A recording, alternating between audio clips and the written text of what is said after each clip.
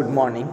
இன்றைக்கி நம்ம டைனமிக்ஸ் கிளாஸில் கொலிஷன் ஆஃப் எலாஸ்டிக் பாடிஸ் இந்த சாப்டரில் உள்ளதை தான் பார்க்க போகிறோம். ஸோ போன கிளாஸில் இந்த சாப்டர் ஸ்டார்ட் பண்ணிவிட்டு இன்ட்ரோடக்ஷன் இந்த சாப்டரில் கொலிஷன் ஆஃப் எலாஸ்டிக் பாடிஸ்னால் எப்படி இருக்கும் அப்படிங்கிறத பார்த்தோம். பெர்ஃபெக்ட்லி இலாஸ்டிக், இன்எலாஸ்டிக் இந்த டெஃபனிஷன்ஸ்லாம் பார்த்துருந்தோம். ஸோ நெக்ஸ்ட்டு இம்பிஞ்ச் டைரக்ட்லி, இம்பிஞ்ச் ஆப்ளிக்குலி அப்படின்னா என்ன டெஃபனிஷன் அப்படிங்கிறத பார்த்தோம். ஸோ அதுக்கப்புறம் ஃபண்டமெண்டல் லாஸ் ஆஃப் இம்பேக்ட் இதை பற்றி பார்த்துட்ருக்கோம். ஸோ 3 ஃபண்டமெண்டல் லா உண்டு அப்படின்ட்டு ஃபஸ்ட்டு ஃபண்டமெண்டல் லா பார்த்தோம். நியூட்டன்ஸ் லா தான் ஃபஸ்ட்டு ஃபண்டமெண்டல் லா. அது என்ன அப்படிங்கிறத பார்த்தோம். இன்னும் 2 ஃபண்டமெண்டல் லாஸ் இருக்குது. ஸோ ஃபஸ்ட்டு என்னது அப்படின்னா motion of 2 smooth bodies perpendicular to the line of impact.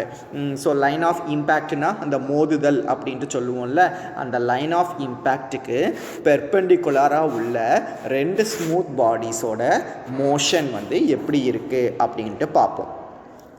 So when 2 smooth bodies impinge, so 2 bodies ஒன்னோட ஒன்று மோதும்போது the only force between them at the time of impact is the mutual reaction which acts along the common normal.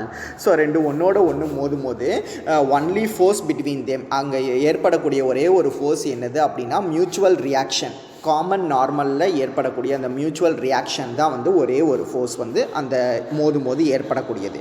இது தவிர வேறு common டேஞ்சன்ட்டில் எந்த விதமான ஃபோர்ஸுமே act ஆகாது. There is no force acting along the common tangent and there is no change in velocity in that direction. So அதனால் வெலாசிட்டிலையும் எந்த சேஞ்சுமே வராது. Hence, the velocity of either body resolved in a direction is perpendicular to the line of impact is not altered by the impact. So, velocity of either body. So 2 bodies இருக்குல்ல, smooth bodies. So அந்த 2 பாடிஸோட வெலாசிட்டிஸும் perpendicular to the line of impact, அதாவது line of இம்பேக்ட்டுக்கு பெர்பெண்டிகுலராக 2 smooth bodies இருந்துச்சு அப்படின்னா அதனோட வெலாசிட்டி இந்த இம்பேக்ட்னால் சேஞ்ச் ஆகாது. 2 ஸ்மூத் பாடிஸ் இருக்குது, அந்த 2 ஸ்மூத் பாடிஸும் ஒன்றோட ஒன்று மோதும்போது அதனோட வெலாசிட்டிஸில் எந்த விதமான மாற்றமும் ஏற்படாது. அப்படிங்கிறது தான் இந்த மோஷன் ஆஃப் 2 ஸ்மூத் பாடிஸ் அப்படிங்கிறது. ஸோ நெக்ஸ்ட்டு என்னது அப்படின்னா third law principle of conservation of momentum அப்படிங்கிறது. ஸோ பிரின்சிபல் ஆஃப் கன்சர்வேஷனுங்கிறது என்னது அப்படின்னா இது ஏற்கனவே சின்ன கிளாஸில் பார்த்துருப்போம். The algebraic sum of momentum of impinging bodies after impact is equal to the algebraic sum of momentum before impact. So algebra sum of momentum before இம்பேக்டும் ஆஃப்டர் இம்பேக்டும் ஈக்குவல் அப்படிங்கிறது தான் இந்த principle of conservation of momentum along the common normal. ஓகேவா? So அப்போ first லா என்னதுன்னா Newton's law of gravitation. இதை பற்றி பார்த்துருப்போம். இது தனியாகவே 5 மார்க்கில் கேட்கக்கூடியது. ரெண்டாவது லா என்னதுன்னா motion of 2 smooth bodies perpendicular to the line of impact. Third law principle of conservation of angular momentum. இது 3 தான் ஃபண்டமெண்டல் லாஸ். ஸோ நெக்ஸ்ட்டு என்னது அப்படின்னா impact of smooth sphere on a fixed smooth plane. So ஒரு smooth sphere ஒரு smooth plane மேலே மோது ஏற்படக்கூடிய விளைவை தான் இதில் பார்க்க போகிறோம். ஸோ இதுக்கு பார்த்தோம் அப்படின்னா ஸ்மூத் ஸ்பியர் அல்லது ஒரு பார்ட்டிக்கல். ஸோ இதுதான் ஸ்மூத் ஸ்பியர் அப்படின்ட்டு கன்சிடர் பண்ணிக்கலாம். அல்லது இது ஒரு பார்ட்டிக்கல். இந்த பார்ட்டிக்கலோட மாஸ் எம் அப்படின்ட்டு எடுத்துக்கிடுவோம். இதனோட கோஎஃபிஷியன்ட் ஆஃப் ரெஸ்டிடியூஷன் இ அப்படின்ட்டு சொல்லியிருக்கிறாங்க. ஸோ கோஎஃபிஷியன்ட் ஆஃப் ரெஸ்டிடியூஷன்னா என்ன அப்படிங்கிறத போன கிளாஸ்லேயே நம்ம பார்த்துருந்தோம்ல. Relative velocity before impact.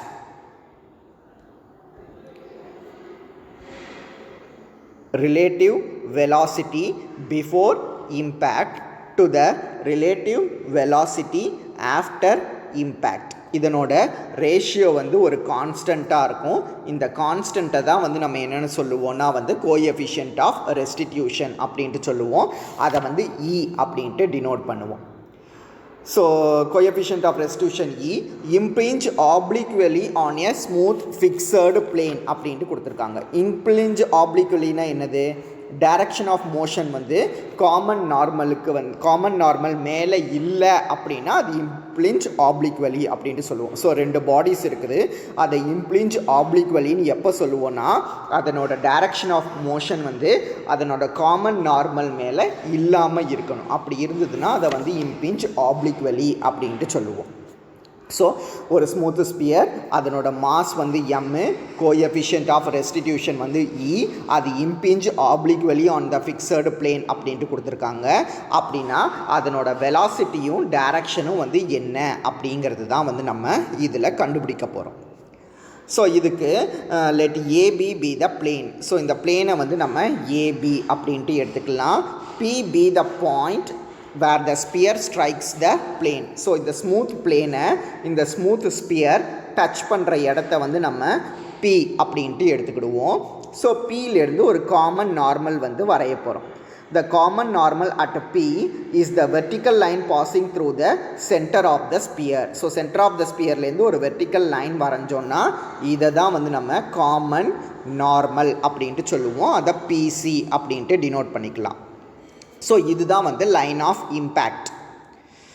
Let the velocity before impact be u at an angle alpha. So velocity before impact வந்து u அப்படின்ட்டு சொல்லுவோம். இது வந்து சென்டரோட ஆல்ஃபா அப்படிங்கிற ஆங்கிளை வந்து ஃபார்ம் பண்ணுது. இது வந்து பிஃபோர் இம்பேக்ட்டுக்கு. அதை மாதிரி வெலாசிட்டி ஆஃப்டர் இம்பேக்ட் அப்படிங்கிறது வந்து v. இது வந்து சென்டரோட தீட்டா அப்படிங்கிற ஆங்கிளை வந்து ஃபார்ம் பண்ணுது. Since the plane and the sphere are smooth, so நம்ம ஸ்டேட்மெண்ட்லேயே சொல்லிட்டோம் நம்ம கன்சிடர் பண்ணக்கூடியது ஸ்மூத் ஸ்பியர் ஸ்மூத் பிளேன் அப்படின்ட்டு. ஸோ ரெண்டுமே ஸ்மூத் அப்படிங்கிறதுனால the only force act during impact is the impulsive reaction and this is along the common normal. So ரெண்டுமே smooth அப்படிங்கிறதுனால only force act during impact. So impact லைனாக மோது ஏற்படக்கூடிய அந்த மோது ஏற்படக்கூடிய விளைவில் என்ன ஃபோர்ஸ் வந்து ஆக்ட் ஆகும்னா இம்பல்சிவ் ரியாக்ஷன் மட்டும்தான் வந்து ஆக்ட் ஆகும் காமன் நார்மல் மேலே. there is no force parallel to the plane during the impact. So ஆனால் பிளேனுக்கு பேரலாக வந்து எந்த விதமான ஃபோர்ஸுமே வந்து ஆக்ட் ஆகாது.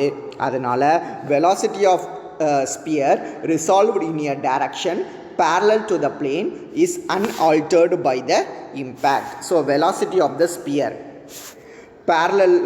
parallel to the plane அது வந்து எந்த விதமான சேஞ்சுமே ஆகாது இந்த இம்பேக்ட் மூலமாக. ஸோ அப்போ நம்ம என்ன சொல்ல முடியும் அப்படின்னா வந்து அதனால் v sin theta is equal to u cos u sin alpha அப்படின்ட்டு சொல்லலாம்.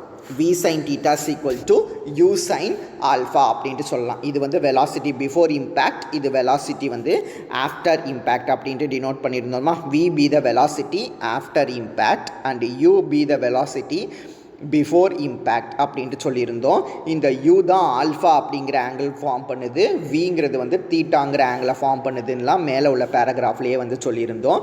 ஸோ அதை வச்சுட்டு நம்ம இப்போ வெலாசிட்டியில் வந்து எந்த விதமான சேஞ்சும் இல்லை அப்படிங்கிறதுனால v sin theta is equal to u sin alpha அப்படின்ட்டு எழுதிக்க முடியும். Next, by Newton's experimental law, the relative velocity of the sphere along the common normal after impact is minus e. இது வந்து நேற்று கிளாஸ்லேயே பார்த்துருந்தோமா. v2 minus v1 relative velocity after impact to relative velocity before impact bears a common ratio which is equal to minus e அப்படின்ட்டு போன கிளாஸ்லேயே வந்து பார்த்துருந்தோம். So அதை வந்து இப்படி எழுதிக்கிடுவோம். ஸோ இப்படி எழுதிக்கிட்டோம் அப்படின்னா தென் v cos theta minus 0, அதாவது v2 minus v1 divided by u2 minus u1 is equal to minus e அப்படிங்கிறத வந்து பார்த்துருந்தோம். ஸோ u1ங்கிறது வந்து இனிஷியல் வெலாசிட்டி, அது வந்து 0. அதை மாதிரி v1மே வந்து உங்களுக்கு 0 தான், ஏன்னா இனிஷியல் வேல்யூஸ் அப்படிங்கிறதுனால. அப்போ நம்ம இதை எப்படி எழுதிக்கலாம் அப்படின்னா v2ஓட வேல்யூ வந்து v2ஓட வேல்யூ தான் உங்களுக்கு வந்து v cos theta, அதை மாதிரி u2ஓட வேல்யூ வந்து u cos alpha அப்படிங்கிறது நமக்கு தெரியும். அப்போ இதில் ரீப்ளேஸ் பண்ணோம் அப்படின்னா v cos theta minus 0 divided by u cos alpha minus 0, இது வந்து minus u cos alpha அப்படின்ட்டு வரும், ஏன்னா அது வந்து டைரக்ஷனை பொறுத்து. So this is equal to minus E அப்படின்ட்டு எழுதிக்கலாம். அப்போ இதை இப்படி கிராஸ் மல்டிபிள் பண்ணிக்கிட்டோம் அப்படின்னா V cos theta minus 0 is equal to minus e into minus u cos alpha minus 0 அப்படின்ட்டு எழுதிக்கலாம். therefore நமக்கு என்னது கிடைக்கும் அப்படின்னா v cos theta is equal to eu cos alpha அப்படிங்கிறது வந்து கிடைக்கும்.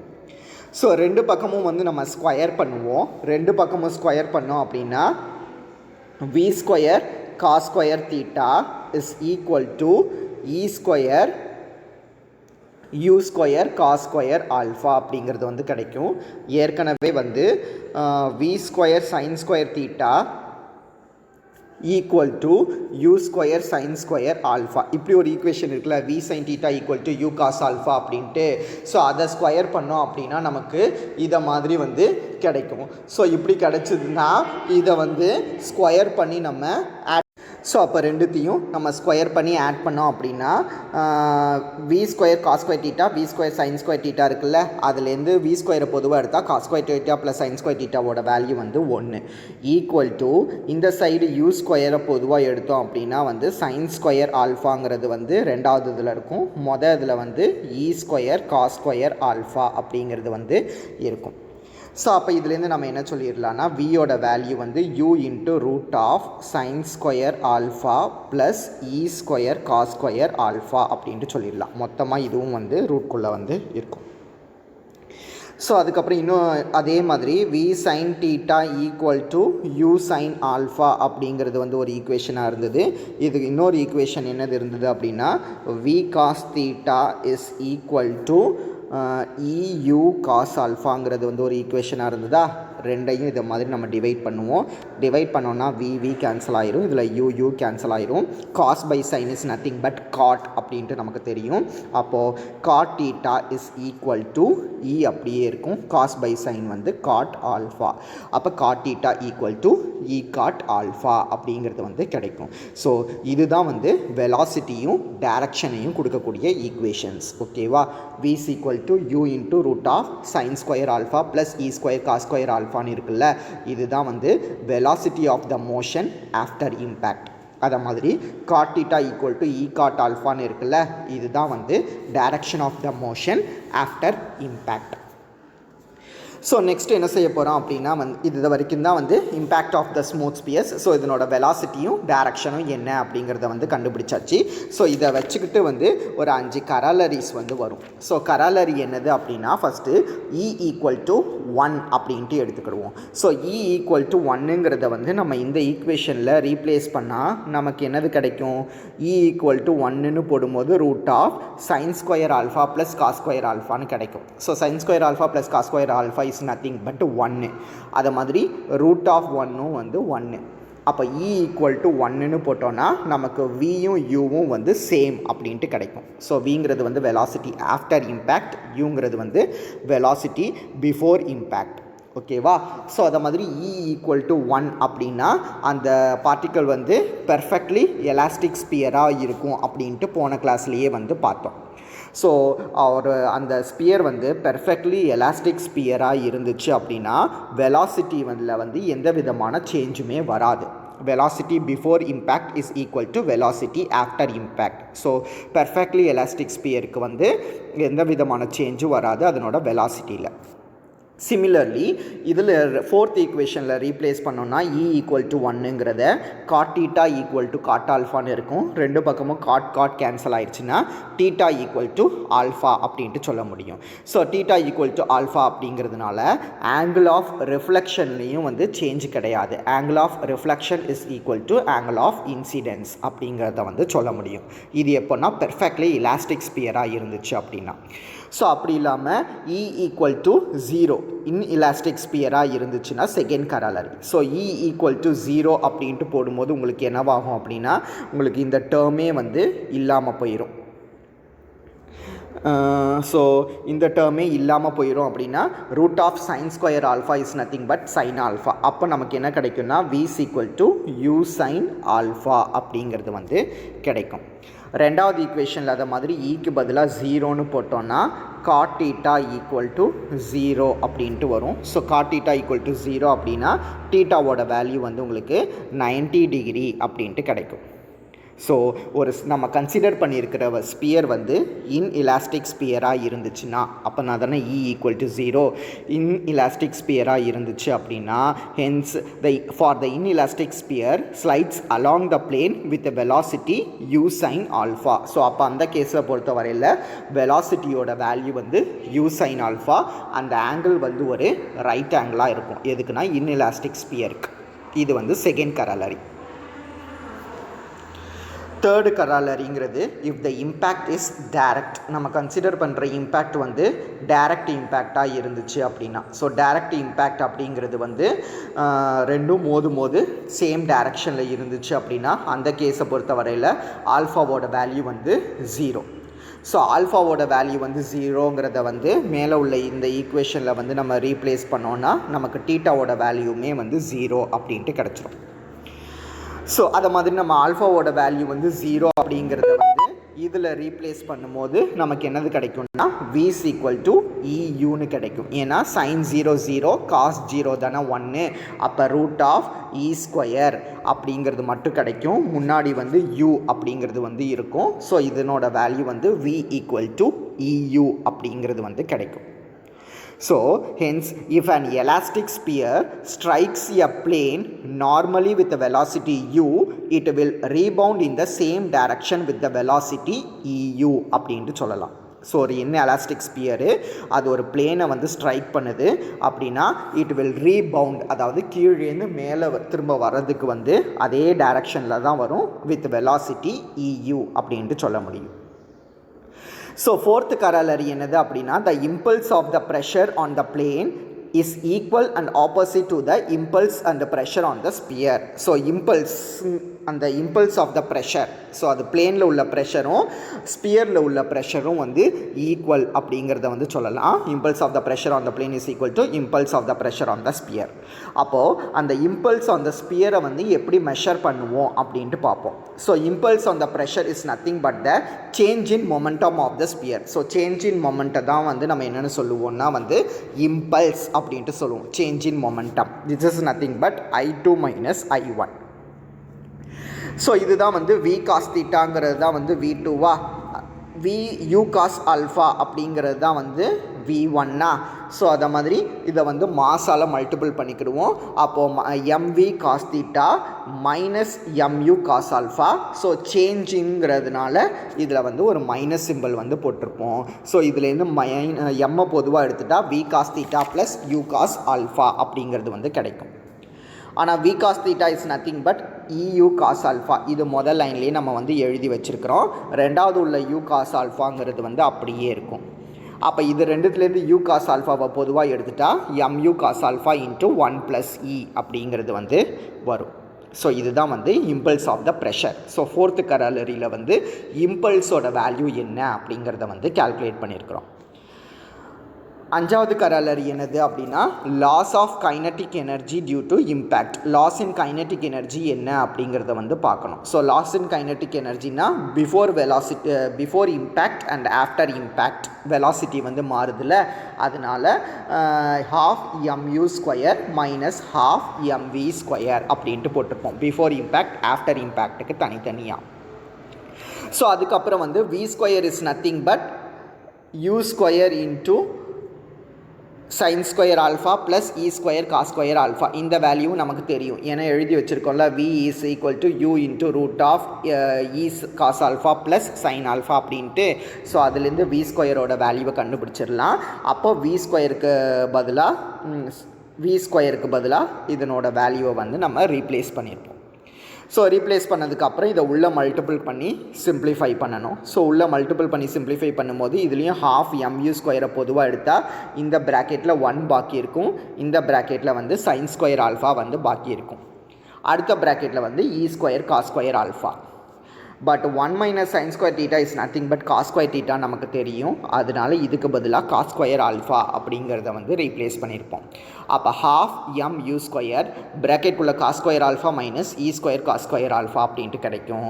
அப்போ இதுலேருந்து காஸ் ஸ்கொயர் ஆல்ஃபாவை வந்து பொதுவாக வெளியில் எடுத்தோன்னா 1 மைனஸ் இ ஸ்கொயர் அப்படிங்கிறத வந்து எழுதிக்கலாம். Therefore loss in kinetic energy என்னதுன்னு அப்படின்னா 1/2 m u square cos square alpha into 1 minus E square. So அதை தான் வந்து நம்ம கண்டுபிடிச்சி வச்சுருப்போம்.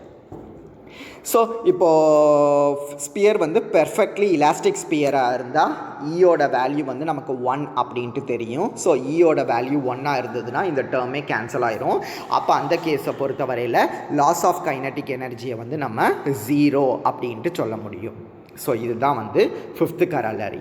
ஸோ அப்போ நம்ம வந்து இம்பேக்ட் ஆஃப் 2 ஸ்மூத் ஸ்பியர்ஸ் வந்து எப்படி இருக்கும் அப்படிங்கிறத வந்து பார்த்தோம். அதை வச்சுட்டு வந்து அதனோட வெலாசிட்டியும் டைரக்ஷனும் என்ன அப்படிங்கிறத வந்து டெரைவ் பண்ணியிருக்கோம். அப்போ ஒரு ஸ்மூத் ஸ்பியர் ஒரு ஸ்மூத் பிளேன் மேலே மோதும் போது ஏற்படக்கூடிய விளைவு காரணமாக வெலாசிட்டியோட வேல்யூ என்னது வரும்னா v = u × √sin square alpha plus E square cos square ஆல்ஃபான்னு வரும்.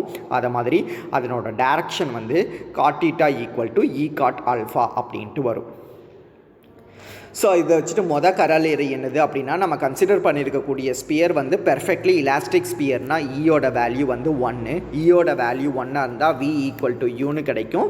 அதை மாதிரி θ = ஆல்ஃபா அப்படின்ட்டு கிடைக்கும். ஸோ அப்போ வெலாசிட்டியில் வந்து எந்த சேஞ்சும் இல்லைன்னு சொல்லியிருப்போம். அதை மாதிரி ஆங்கிள் ஆஃப் இன்சிடென்ஸும் ஆங்கிள் ஆஃப் ரியாக்ஷனும் வந்து ஈக்குவல் அப்படின்ட்டு சொல்லியிருப்போம். இது கராலரி. ரெண்டாவது கராலரி வந்து நம்ம கன்சிடர் பண்ணியிருக்கிற ஸ்பியர் வந்து இன்எலாஸ்டிக் ஸ்பியராக இருந்தால் ஈயோட வேல்யூ 0. ஈயோட வேல்யூ 0 இதில் ரீப்ளேஸ் பண்ணும்போது நமக்கு என்னது கிடைக்கும்னா v = u sin ஆல்ஃபான்னு கிடைக்கும். அதை மாதிரி தீட்டாவோட ஆங்கிள் வந்து 90 டிகிரி அப்படின்ட்டு சொல்லலாம்.